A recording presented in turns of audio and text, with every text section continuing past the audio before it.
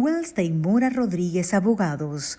Nuestra ley es trabajar por su tranquilidad. El siguiente es un espacio de orientación dedicado a brindar tranquilidad y conocimientos jurídicos a los inmigrantes para que puedan alcanzar con éxito sus objetivos de vida en Quebec y Canadá. Hola, mi nombre es Leopoldo Cordido, abogado de Derecho Familiar en el despacho Wellstain Mora Rodríguez Internacional. En el episodio de hoy vamos a tocar el tema de la pensión alimentaria.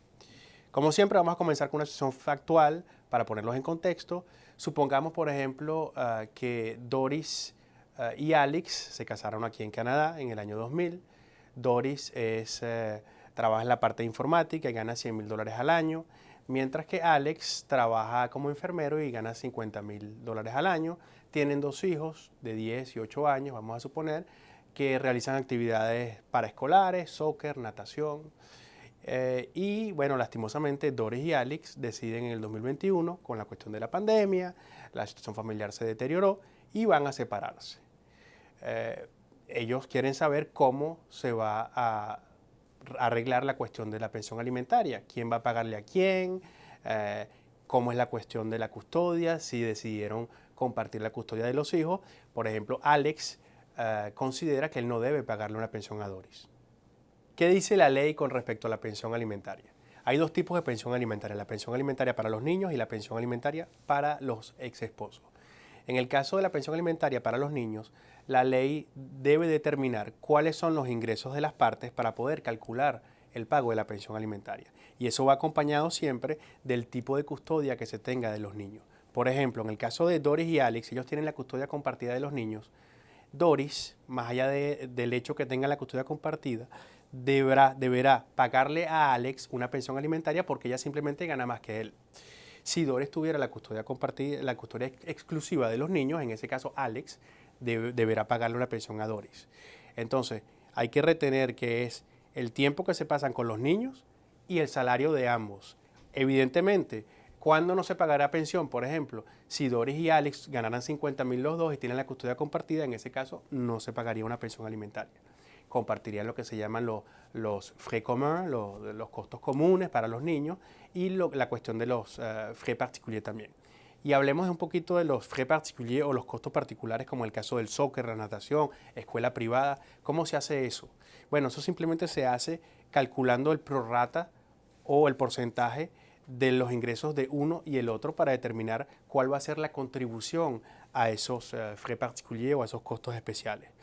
Es importantísimo que se consulten antes de decidir, por ejemplo, de inscribir a los niños en una escuela privada o en una actividad X, Y o Z, porque muchas veces sucede que esas actividades que para uno pueden ser especiales, particulares, extraordinarias, para la ley no lo son así y están comprendidas en el pago de la pensión alimentaria. Entonces, bien importante esa parte de consultarse siempre.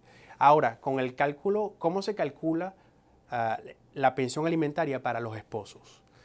Totalmente diferente. No existe ningún baremo, no existe ninguna aplicación, ningún software que nos permite determinar cuál es el monto, como existe para los niños.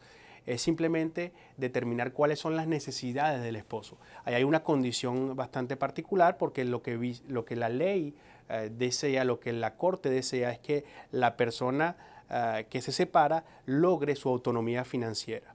Entonces ahí se va a evaluar la situación de la persona, el nivel de escolaridad, la experiencia laboral, todo ese tipo de cosas que puede contribuir a que esa persona adquiera su autonomía financiera rápidamente.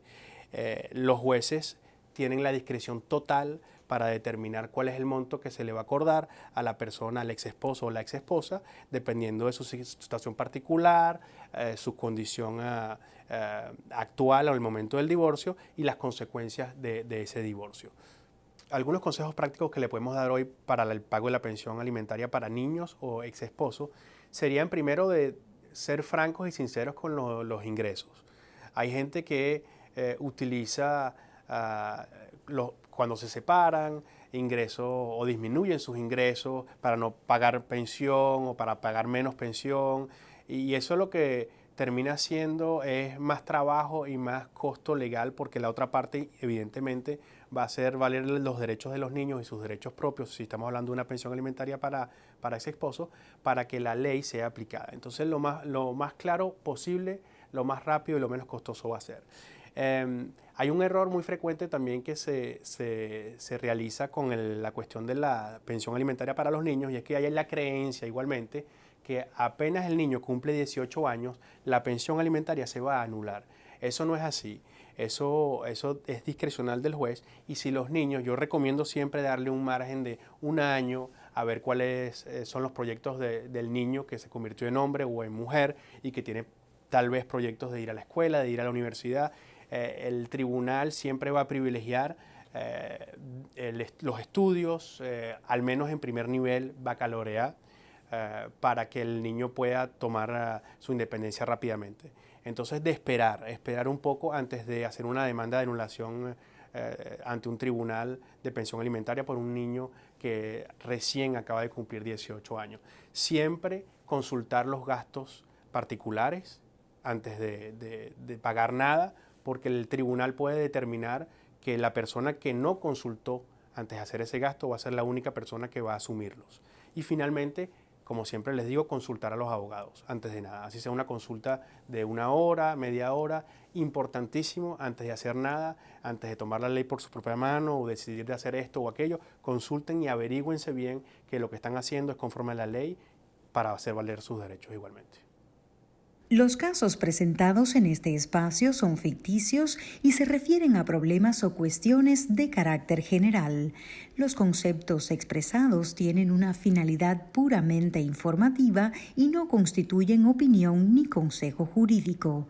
Si usted o algún allegado se encuentra en una situación como las presentadas u otra que requiera asistencia jurídica, llámenos al 514-907-3231, 514-907-3231, o escríbanos a info@wmr-medio-law.ca.